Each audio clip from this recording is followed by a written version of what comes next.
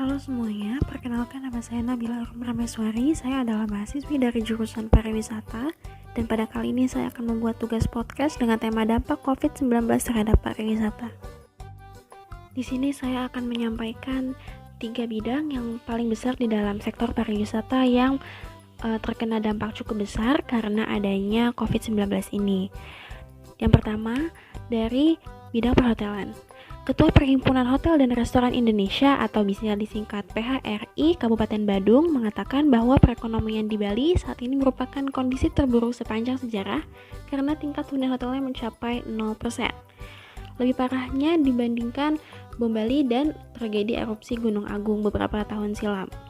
Pada peristiwa bom Bali 1 dan 2, tingkat hunian hotel di Bali masih berada di angka 20%, sementara pada peristiwa erupsi Gunung Agung, tingkat hunian hotel di Bali Selatan seperti di Denpasar, Badung, dan juga Gianyar masih mencapai 60%. Jumlah hunian hotel di Bali sekitar 146.000 kamar, khususnya untuk Kabupaten Badung terdapat 102.000 kamar. Sejak bulan April, hampir 96% hotel telah ditutup karena tidak ada lagi kunjungan dari wisatawan. Bahkan jumlah ini akan terus meningkat hingga 100% karena para wisatawan ini akan kembali ke negaranya masing-masing. Karena adanya corona ini, pariwisata di Bali kehilangan pendapatan hingga miliaran rupiah per harinya. Sebab kunjungan wisatawan mencapai 16.000 hingga 17.000 orang per hari dengan spending per orangnya sekitar 20 juta. Jadi kita bisa bayangkan berapa banyak Bali kehilangan pendapatan setiap harinya.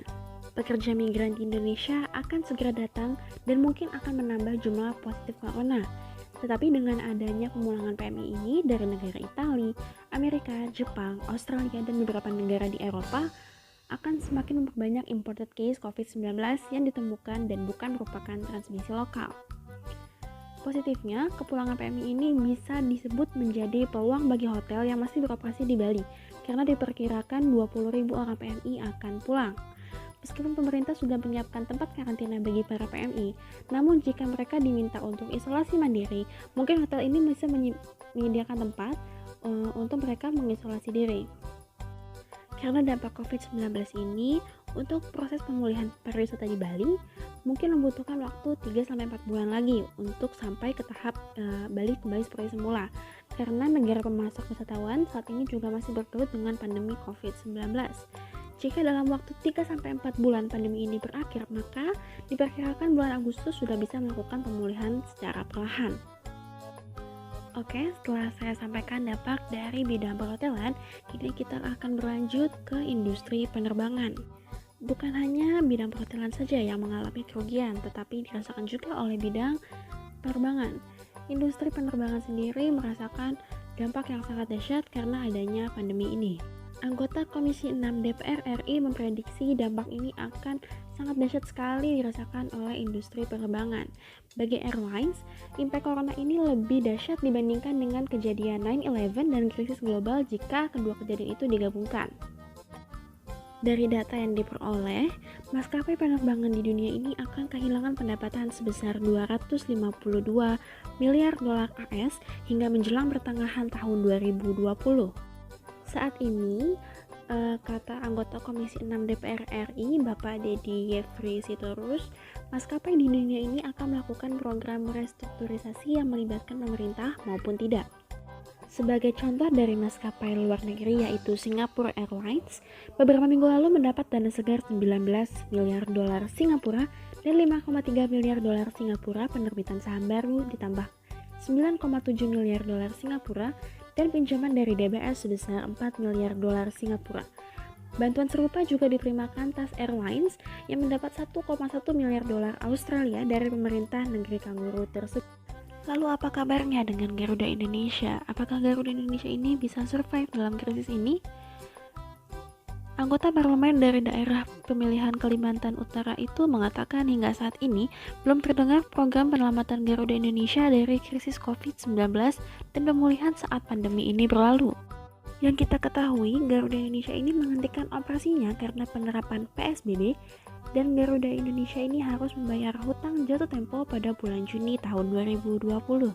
Garuda Indonesia adalah epicenter industri penerbangan di Indonesia. Penyelamatan Garuda Indonesia ini sangatlah penting untuk menyelamatkan industrinya. Ratusan ribu pekerja di industri penerbangan harus diselamatkan mulai dari ground handling, jasa pengiriman, bandar udara, dan lainnya.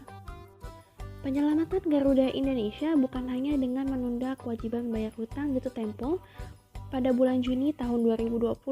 Di antaranya adalah sukuk sebesar 500 juta dolar AS yang jatuh tempo pada bulan Juni 2020. Penyelamatan Garuda Indonesia harus melalui restrukturisasi menyeluruh dan mendalam, meliputi operasi, aspek kecukupan modal, model bisnis, dan juga pengaturan arus kas perusahaan. Garuda Indonesia juga harus menyiapkan recovery program pasca COVID-19, mulai dari skenario recovery demand, skenario market structure, sampai saatnya kembali normal. Karena impact dari corona ini bisa 3-5 tahun, Garuda dan pemerintah harus bahu-membahu menyelamatkan industri penerbangan nasional. Setelah saya sampaikan 2 bidang yang terkena dampak dari corona ini, kita akan lanjut ke bidang yang ketiga, yakni bidang kuliner. Berdasarkan data dari internal Moka, perusahaan penyedia layanan kasir digital di tanah air terjadi penurunan pendapatan harian pada industri kuliner. Perusahaan tersebut melakukan observasi ke 17 kota besar di Indonesia, meliputi Jabodetabek, Bandung, Semarang, Yogyakarta, Surabaya, Medan, Batam, hingga Bali. Diketahui, Bali dan Surabaya merupakan 2 kota yang mengalami penurunan pendapatan harian yang paling signifikan dibandingkan dengan kota lain, dengan masing-masing penurunan sebesar 18% untuk wilayah Bali dan 26% untuk Surabaya. Kawasan Jabodetabek juga mengalami penurunan pendapatan harian yang cukup signifikan, namun tak setajam Bali dan Surabaya. Wilayah yang terkena dampak di daerah Jabodetabek yang paling signifikan terjadi di wilayah Depok, Tangerang, Jakarta Barat, dan juga Jakarta Timur. Anjuran dari pemerintah untuk tidak keluar rumah guna memperlambat laju penyebaran COVID-19 membuat masyarakat lebih banyak tinggal di rumah dan juga memberi dampak pada industri kuliner. Perubahan perilaku ini menyebabkan peningkatan pembelian makanan yang dibawa pulang atau take away meningkat sebesar 7% di bulan Januari hingga Februari tahun 2020. Diwakili oleh pernyataan dari Bapak Leonard Tisobrata, Direktur Utama Smesco, Kementerian Koperasi dan UKM Indonesia memberikan langkah-langkah mengantisipasi fenomena yang berdampak pada performa bisnis UKM. Salah satu hal yang menjadi pesan utama dalam survival mode ini adalah untuk memprioritaskan berjalannya cash flow bisnis dengan baik dibandingkan dengan memikirkan profit.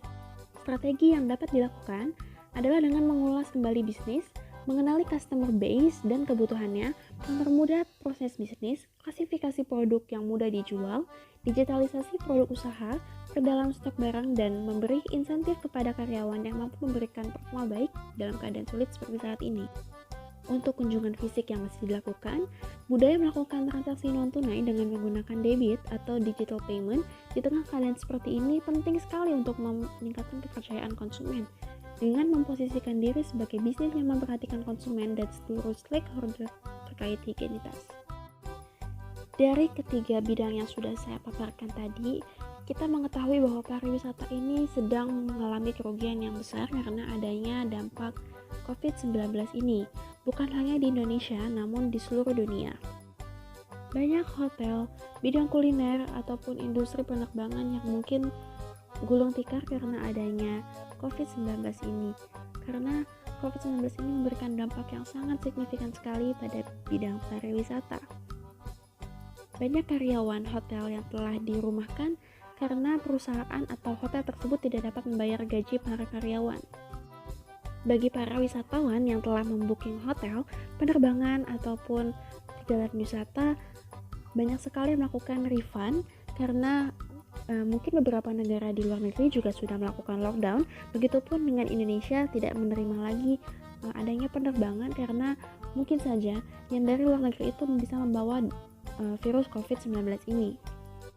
Kita semua harus bahu-membahu untuk mengembalikan citra pariwisata Indonesia yang aman dan nyaman. Harus melindungi konsumen dan juga karyawan dengan menggunakan masker, hand sanitizer, dan meningkatkan edukasi tentang pentingnya kebersihan di lingkungan.